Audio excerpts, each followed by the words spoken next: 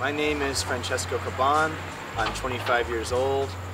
I've been doing parkour structured now for about 4 years. I consider myself a movement artist teaching breakdancing, parkour, and acrobatics. In Phoenix, the whole valley area, it's kind of spread out, but when you get us all together, I would say you probably would have about 20 dedicated practitioners or so of it, and then the rest are still kind of learning. A lot of it is actually kind of coming around, kind of just like little people are just coming out of nowhere right about now. It's almost like they're just starting to gather around. It's getting more and more every single year, especially also with tricking coming out, and more people are doing breaking, and just all the underground scenes are kind of coming up to the limelight. Out here in general, we don't have a whole lot of multi-leveled areas except for the like the mountainous areas. You go out to those areas and that really challenges a lot of the multi-level stuff. Like South Mountain has all kinds of crazy rocks and everything, but you have to travel an hour into the mountain to find them. As far as the city goes, there's a lot of urban art around here, and especially in Scottsdale, there's a lot of money is spent on the urban architecture, kind of like places like where I'm at right now. And so this offers a lot of like interesting, really unique ways of messing around with stuff. I graduated in dance education from Arizona State University. Through understanding dance, musicality, and contemporary modern dance especially, because that covers such a wide range of movements, it's really helped me just as a teacher in general for parkour, freerunning, breakdance, acrobatics, all those different areas, because I really focus on feeling, emotional content within your movement. You know, I don't just want people to do a move, I want them to feel the move. That's what makes the artist. I teach at Arizona State University.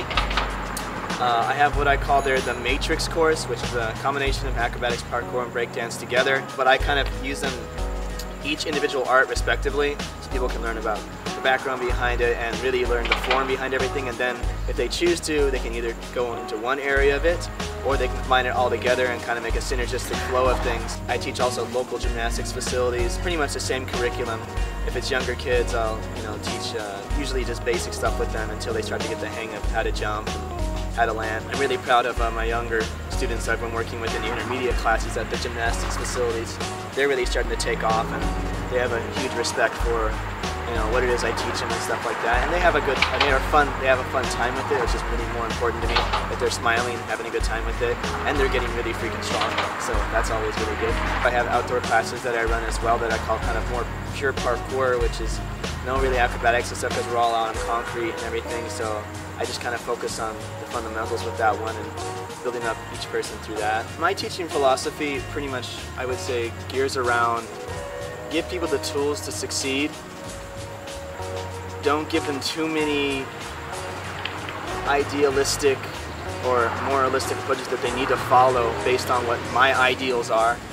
I'd prefer that they build that on their own through life experience, and I just want to give them tools of success so they feel comfortable attaining physicality. If I had to teach one thing in parkour, one thing to really stay with people, it's that no matter what, no matter how bad it gets in your life, or how good it gets in your life, until you're literally 6 feet in a box underground, till you've been burned to ashes, or till you literally are alone and dead, there really is, you can always improve, you can always progress to a new level.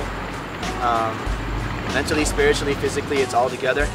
That's the connection, that's the movement connection there. No matter what, you can always do something, there's always something there, and you just got to get that motivation to know that you are capable of anything. So I had tendonitis in both of my knees, severe tendonitis. For 6 months I had that. And I woke up every single morning, I would stand up and I was like, oh, how's it feel today? You just wake up and you're like, ugh, it feels amazing. And eventually what ended up happening is I got injured, I got a severe ankle sprain, a level 2 ankle sprain. I was out for 6 weeks. And during that whole time, I was like, well, what do I do now?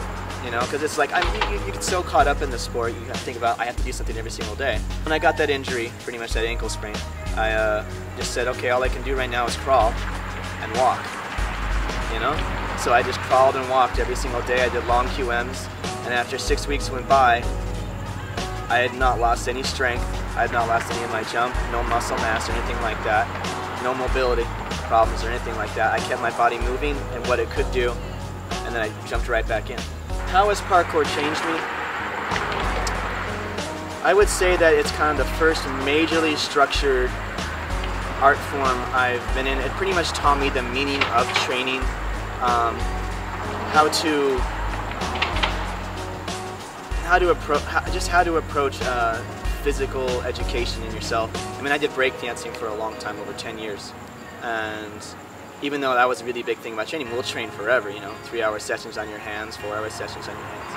But I don't know, I took a break from that, went into parkour, and did that for about 2 years, and I came back to breaking, and I was better at breaking because it just kind of let me kind of absorb it more.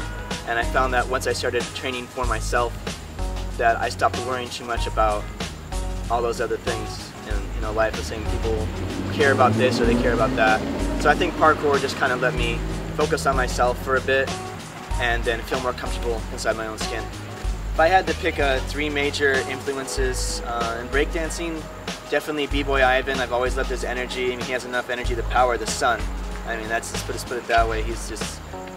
That guy is absolutely insane. When it comes to acrobatics and stuff like that, wide range of influences there. I wouldn't say I could give it to anything specifically. I just think it's amazing that people can do isometric holds and one-arm plunges and stuff like that. Bruce Lee influences probably everybody, but just his philosophy behind things. An influence in parkour. I would say, you know, sometimes it's just when I'm just looking through on random videos, sometimes I just find that random one of somebody just going outside and just doing a little bit of QM work, or, you know, just doing some hanging stuff, nothing too fancy. And that seems to inspire me to just go out there and enjoy the basic stuff sometimes. So I think the inspiration has actually come from more the community than individual people.